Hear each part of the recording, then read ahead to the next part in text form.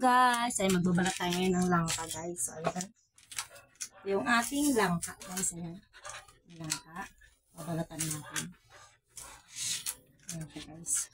Babalatan ko na yung ibang guys. Ayusin ko lang ito. Kasi medyo natabing yung ating pad guys. Ayan. Babalatan ko na siya ng kunti guys. So, ayan. Lalagyan natin ng mantika.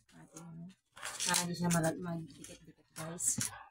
Para hindi dumikit sa ating kuchilyo guys. So, ayan guys. Susot lang natin yung plastic. Tapos, hanin lang natin yung kanyang tanta sa plastic guys para matanggal. So, ayan. Babalatan natin siya guys. Sarang kadali magbalat ng langka guys.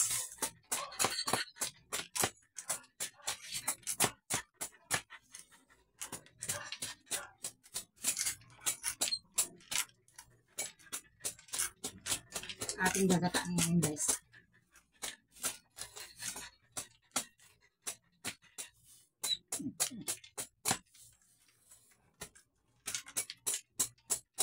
Sobrang init ng panahon guys. Maaga pa lang araw ng maigi.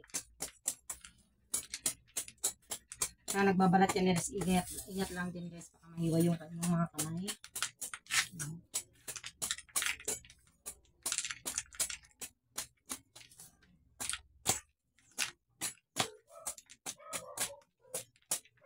Huwag mahalala guys, malinis yung carbon na pinaglagyan ko. Para pag binuhat ko mamaya guys, kasama na yung kanyang mga balat.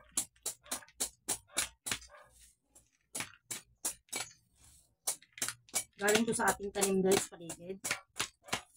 Kinuha ko siya guys.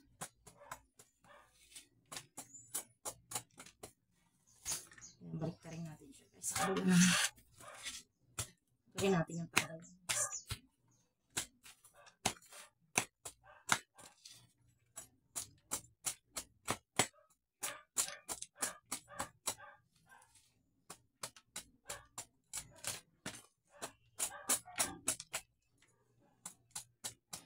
Ganito lang kadaling magbalat ng langka guys.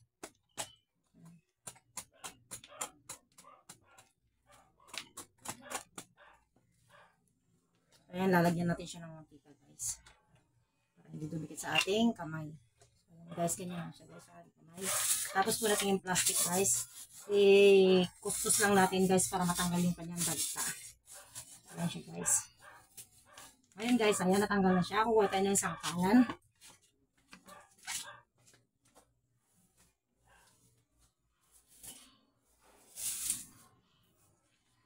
Guys, meron tayo sangkalan dito. Hugasan ko lang bago guys. Ginagamit ko ito guys. Sulikan ako ng langka. Ayan, lidakay natin siya guys. Bago natin siya hugasan.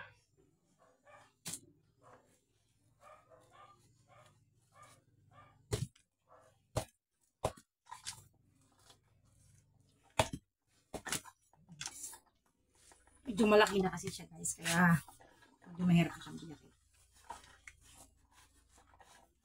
Pero masarap pa itong gataan guys. Kaya siya guys, siniwa ko sa gitna. Siwa-hiwain lang natin guys.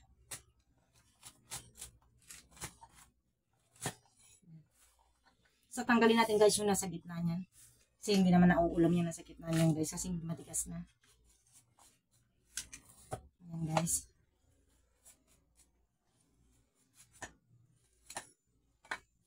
Pagkatanggal natin guys, ilalagay natin din sa isang batyang may tubig guys. Malinis sa tubig guys. Ayan ating tubig. Babad natin guys para hindi siya mangitim.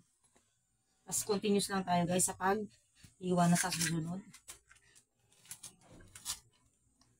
Ulit-ulit lang yung guys gagawin natin. Hati-hatiin lang natin.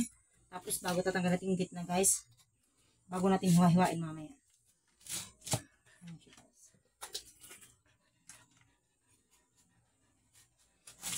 So, pagkasarap ni Reba, guys, pag naluto. Lalagyan natin to guys ng dilis at chicken, guys, yung laman ng manok.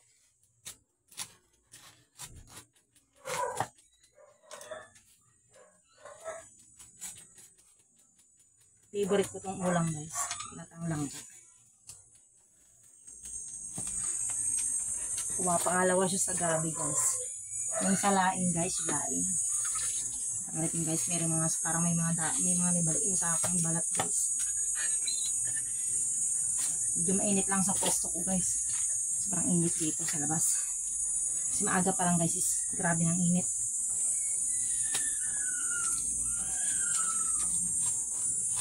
Ayan, check. So, ayan guys, tatanggalin natin ulit yung loob nyo guys. Ayan.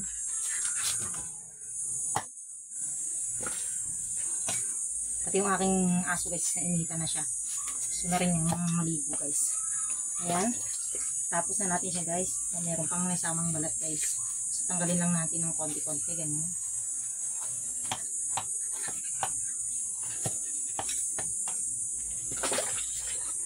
So, pagkatapos natin guys, isugasan natin kung ating guys. Kasi hiwain natin guys yung ating langka.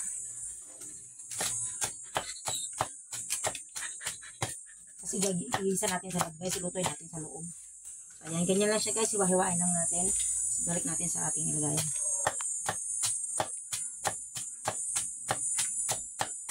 So, papakulo natin ito guys hanggang siya ay lumambot. Tawag natin siya gataan.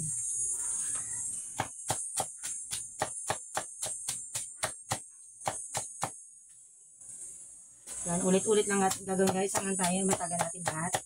Mahati-hati natin siya ng maliliit guys na ganito kaliliit. So, ayan. Para madali siyang maluto. Yung nahiwalay kanina.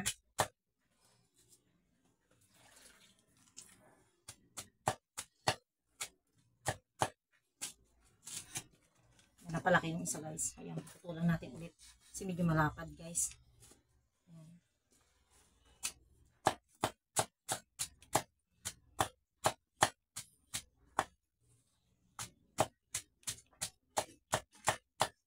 Ayan, tatadagdag ko na siyang maliliit guys para madaling maluto.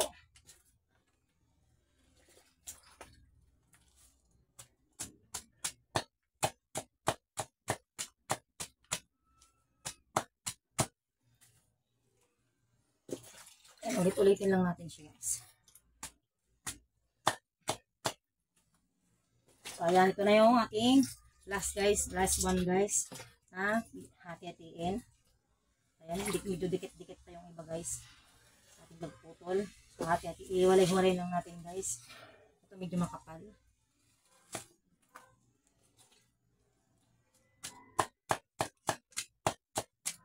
Kailangan guys medyo manipis lang ng konti. So, ayan. Tapos na tayong maghiwa, guys. So, ayan. Lulutuin na rin natin sa loob to. Hugasan lang. Ay, ito pala, guys. May isa pa pala. Kalakulas na yung kanina. May isa pa pala dito.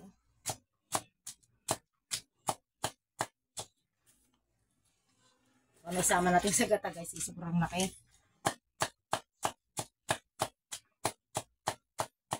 So, ayan, guys. Ayan, tapos na tayo guys. Pero ang kailangan natin lagi guys, mantika. Pag tayo guys ay nagbabalat ng langka. Ayan guys, tapos na tayo. Kumin natin guys yung ating pinaglagyan. Ating pinagbalatan ng mga kaya ako nilagyan ng karton to guys para pag binuhat ko at tatapon ko yung mga balat guys is isang buhat ko na lang siya guys. Isang buhat ko na lang siya. Lulutuin na natin guys. Tatapon ko lang itong ating basura guys.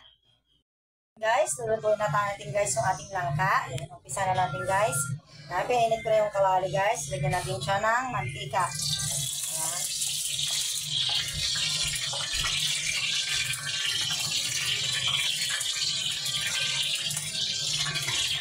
Ayan guys, sarili din naman guys kumukulo sa ating mantika kasi mainit na siya. Ayan, lagyan natin ngayon yung ating bawang.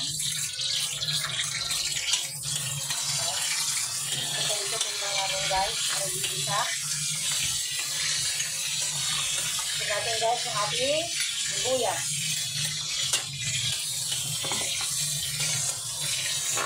Sibuyas.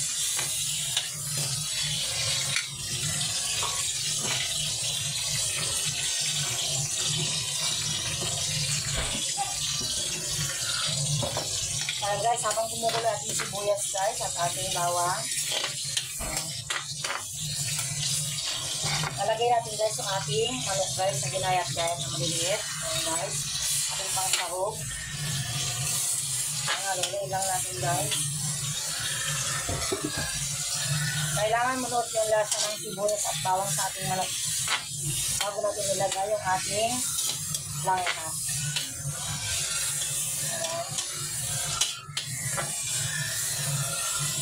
Kailangan maluto yung loob ng mga buto guys bago natin ilagay. Ayan. So ito naman guys yung ating gata. Ayan, mayroon na akong biniling gata guys. So lagay natin. So itong gata natin guys is hindi siya sponsored guys. Ayan, correct mo na lang guys para di makita yung pangalan.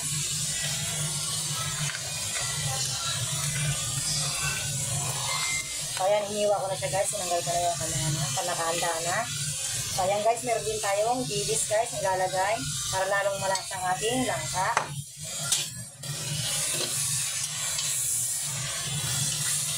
Ayan, ginigisa natin guys ang ating manok guys. Talagyan na rin natin siya ng pampalasa. Ayan lang guys, lagyan natin ng 3 tablespoon ng salt guys o asin. Ayan.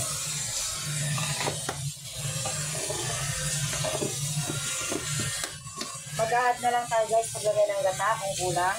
Lalagyan natin pampalasa guys. Lalagyan natin siya ng 5 taktak guys or katumbas ng 3 tablespoon guys. Yung small na tablespoon guys. Katumbas yan. Ayan, sasayin natin guys or halutin. So lalagay natin guys yung ating langka. Ano lang guys is pinakuluan ko na siya kanina pa. Ayan. Langka. At pakuluan ko na yan ang malambot na. Lagyan natin.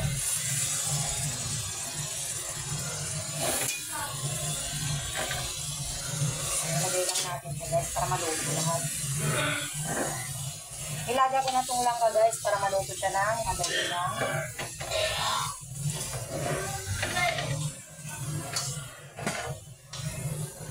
Ito lang.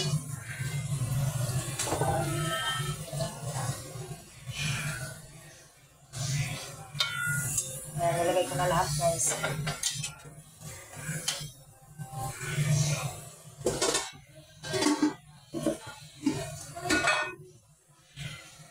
Haluin lang natin guys yung ating langka para lumasa lahat hanggang sa ibabaw. Ang ating nilagay na pampalasa ilalim guys sa ibabaw at humalo sa ating langka. Ayan. Dahil luto naman na ito guys, ilalagay natin guys ang ating dilis. Ayan. Optional naman ito guys kung anong gusto nyo ilagay. Kung gusto nyo lagyan or ayaw nyo lagyan guys, pwede naman. Ayan. Optional ito guys kung gusto nyo lang lagyan. Ayan. Sa akin kasi guys, gusto ko maraming dilis para mas malasa siya guys. Ayan. Halo-haloin lang natin siya guys para maluto yung ating dilis.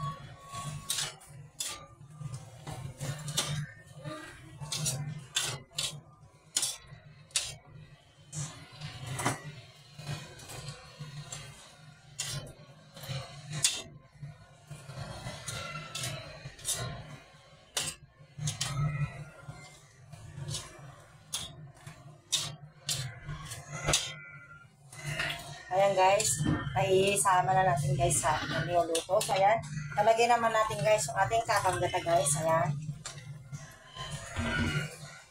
Talagay na natin siya guys. Ubus na siya guys para mas malasa siya. Ayan. Sikman natin guys kung tama na yung kanyang pampalasa guys. Tapos mag-add tayo guys ng salt or pampalasa kung kulang guys. Kaya hindi ko na siya nilagyan guys ng paminta. Kasi may bata guys na baka manguya niya. Umiyak pa. Ayan. Kuha lang tayo guys ng sili. To add to taste guys.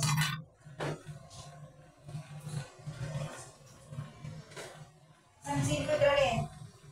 Dralin, saan sili ko? Please! Sus, mabusit.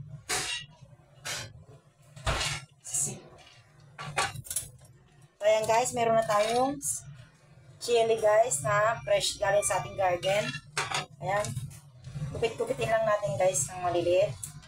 Ayan, lumundag siya guys. Ayan, para magkaroon siya ng anghang na konti. Para sa ating appetizer guys. Para mas masarap ang kain.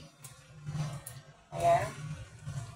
Siguro lagyan natin guys ng mga 5 pieces lang guys para hindi siya ganun pasarap lang ng pagkain guys. Ayan, halo-haloin natin. Kasi luto na to guys.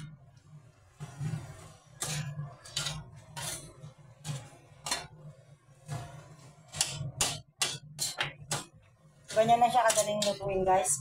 Matagal lang siya sa pagbabalat ng langka. Dahil madagta siya guys. So ayan, luto na ang ating langka guys. Tikman natin kung okay na yung kanyang lasa. Ayan, umpisa natin guys sa kanyang sabaw. Sakto lang yung lasa niya guys. Hindi na natin lalagyan ng kung ano pa.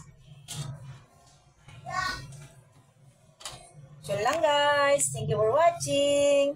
Sana gustuhan nyo ang ating recipe for today.